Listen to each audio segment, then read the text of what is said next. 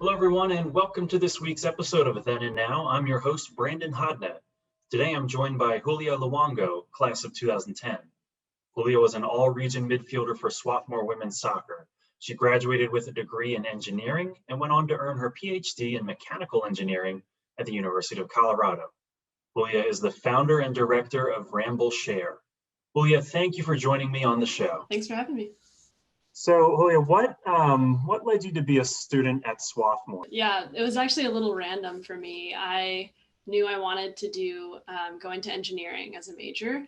So most of the schools I was looking at were not liberal arts colleges. But I played soccer all my life. I really wanted to keep playing in college, but I wanted to also focus on academics. And so I had a couple different schools I was looking at, but first of all, Swarthmore had the engineering department. And so it was an opportunity to get to do engineering at a smaller school and get to play soccer at a smaller school. So once I went to visit and it kind of checked all these different boxes of what I was looking for. And my visit was super fun and I loved the team. I was in. So that's how I chose. Nice. So, with studying engineering at a liberal arts college, what was that experience like for you studying engineering at Swarthmore, and how did it prepare you for the career that you have, and also preparing you for getting your PhD in mechanical engineering? Yeah, I would say I had a really different engineering background than the majority of my peers once I went to graduate school. So the majority of them went to larger state schools where I think you just have larger cohorts and there's a lot more lab work. So I would say my background in engineering really focused much more on theory, and I think that helped prepare me for once I got further along in my PhD.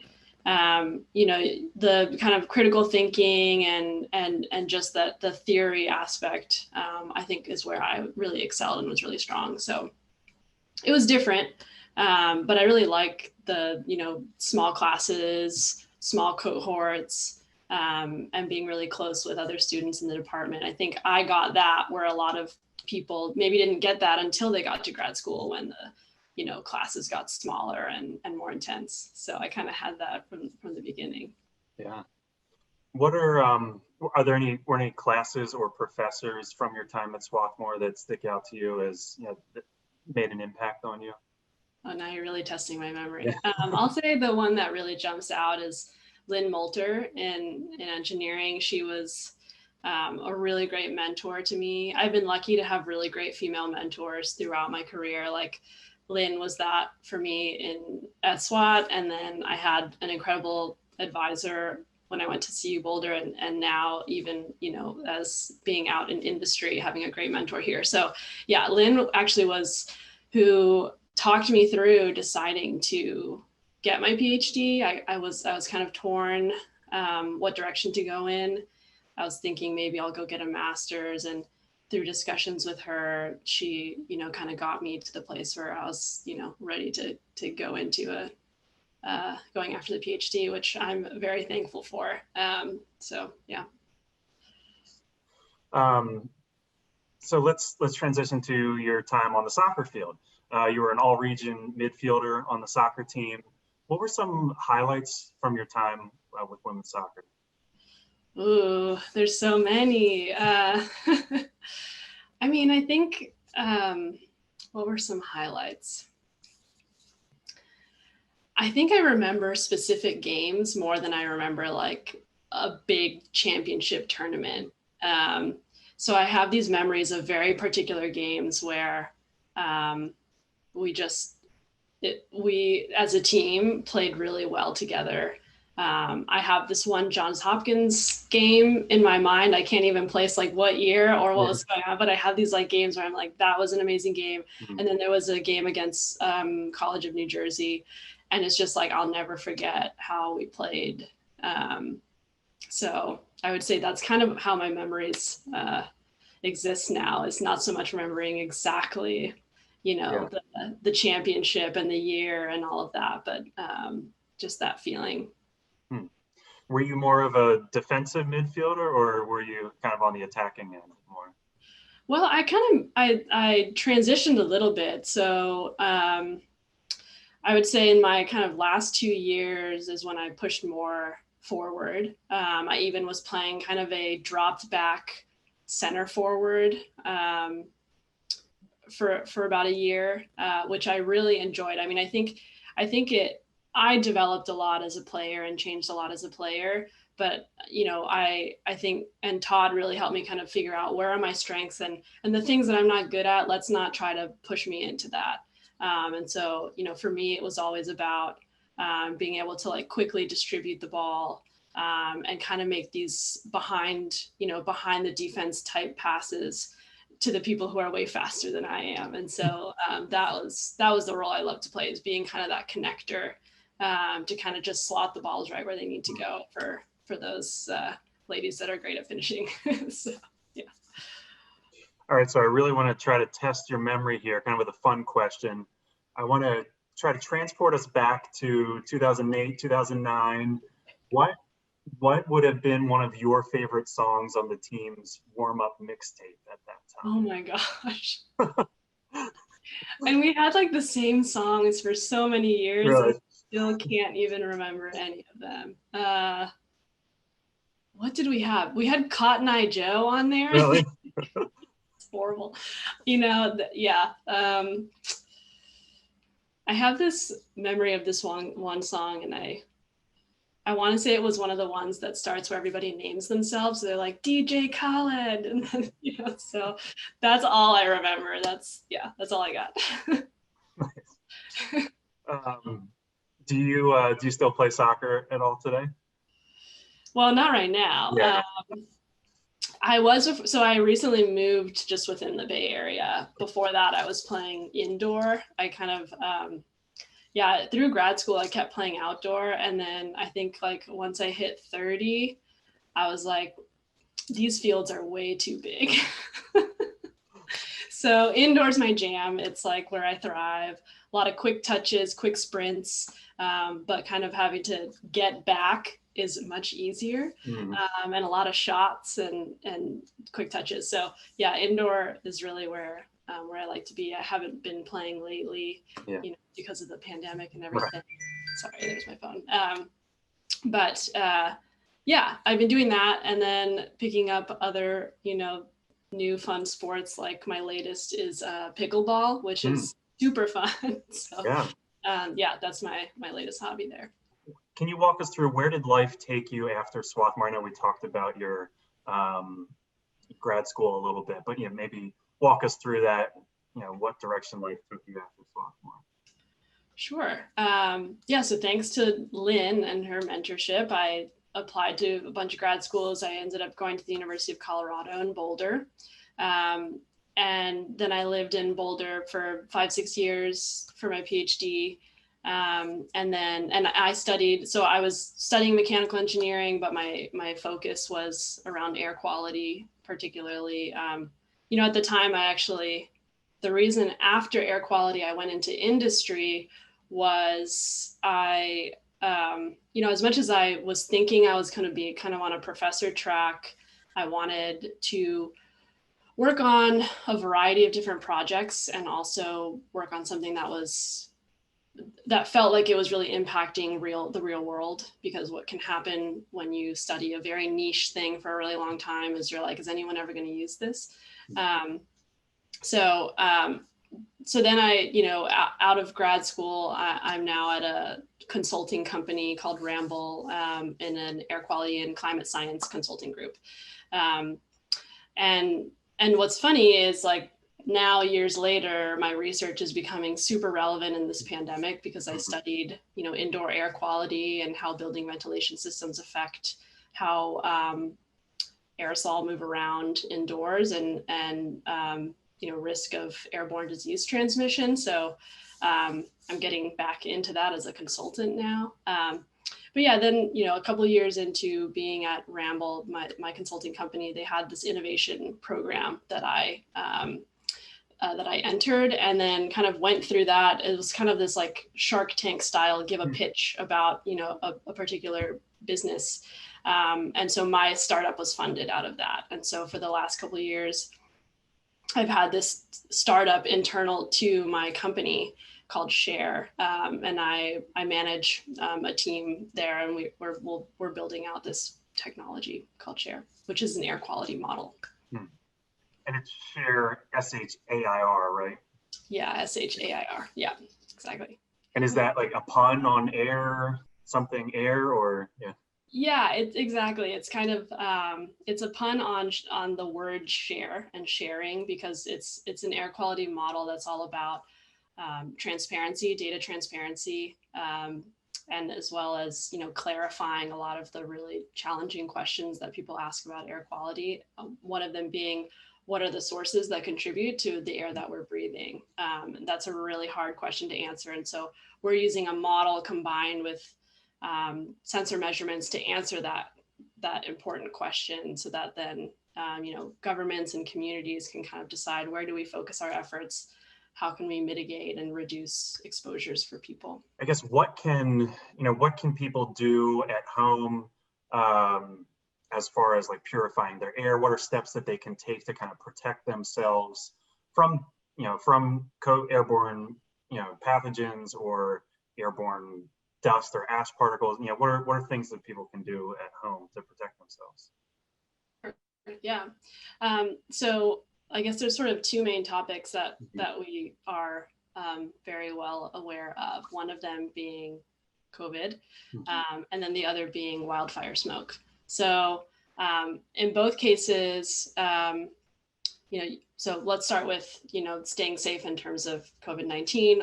Of course, all of the CDC and, guidance from health professionals. But from an air quality perspective, you want to, if you're going to meet with people, always be outdoors. But if you're indoors, one of the things you want to do is you can get an air cleaner, for example. An air cleaner will remove particles out of the air, and a lot of times there's virus that can be attached to particles, or the aerosol that people exhale that contain virus can float around for a really long time. So filtering the air is a good mitigation strategy. Another one that I've been kind of just telling my friends and everybody is you can use, there's a lot of cheap air quality sensors that you can use now. They are not perfectly accurate, but they can be really good indicators of risk. And so what I have, for example, is a CO2 sensor. You can buy a CO2 sensor for $100, $120. And so if you ever need to go in an indoor space that's not your home, that's not where it's not people in your bubble, looking at the CO2 in the room is a good indicator of whether there's enough ventilation in a space. And so if you're, thinking about, worried about going into an indoor space with people you don't know, and whether there's enough ventilation, looking at CO2 level with a sensor can help you understand whether, the room's too stuffy or not. My guidance would be around 600 ppm would be, if it's going way above that, you want to consider getting out of there. So that's from COVID. And then wildfire, same thing is, you want to filter the air and keep your homes closed up. And then keep an eye out on, because what happens in the Bay Area, at least, is that the smoke plumes can travel and change really rapidly, especially because we have microclimates here in San Francisco. So being able to keep an eye on the air quality, and if it drops into, a good category, opening up your windows to kind of air everything out before probably having to close up again and have your filters running. So I would say that's my advice. Yeah, those are really good tips. So I live relatively close to Swarthmore, and a couple of weeks ago, the haze from the wildfires had it made its way all the way across the country, and that just kind of blew my mind that that it works that way. And so I'm curious about just how significant of a problem wildfires are to air quality. Yeah. So, well, what's interesting is at least in the West Coast of the United States, the last couple of years have just been extraordinary. And of course, this is a topic talked about in the news, and there's so many things that contribute to wildfire incidents and whether they're getting worse or not. There's both anthropogenic, where the Bay Area is expensive. People are moving out further into more rural areas and developing out areas that are, much closer to wooded areas. There's also forest management, but there's also, of course, climate change that's causing more extreme weather that causes wildfires. But I think because of all that, we're starting to see the smoke impacts are,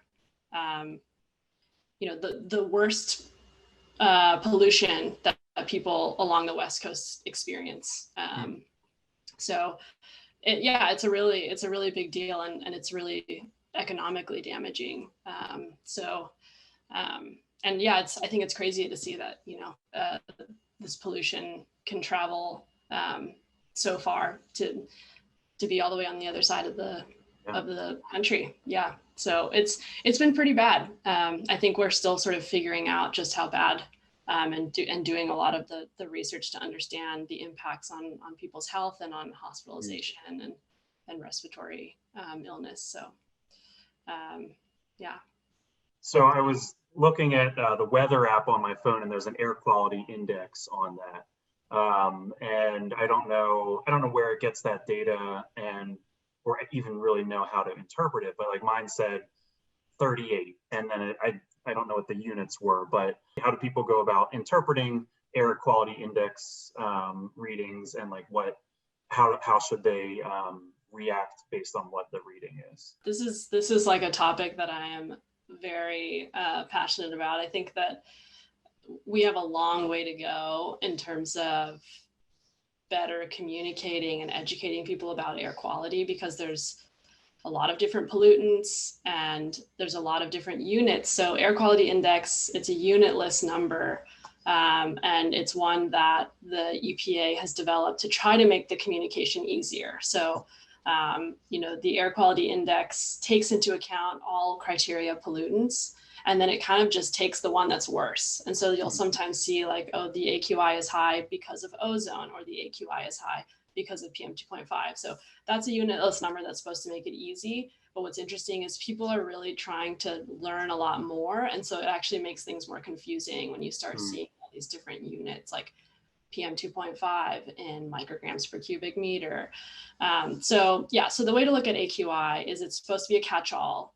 And then they break it up into categories. So like 0 to 50 is good. And then the next 50 is moderate. And then the next 50 is unhealthy for sensitive groups. And so there's health guidance attached to those categories. And it goes from good to moderate. Then unhealthy for sensitive groups would mean if, children would be considered sensitive group, elderly would be considered sensitive group, or, if you have any history of respiratory or cardiovascular illness, then you might be also considered a sensitive group. So that's how you would look at it, is you can look at the AQI that's determined based on your nearest regulatory or government monitor, which is a whole nother topic because sometimes they can be really far away from where you are. So this is why you're seeing like lots of sensors go out there, because everybody wants better coverage. Because who knows if the air quality from 3 miles away from here is the same.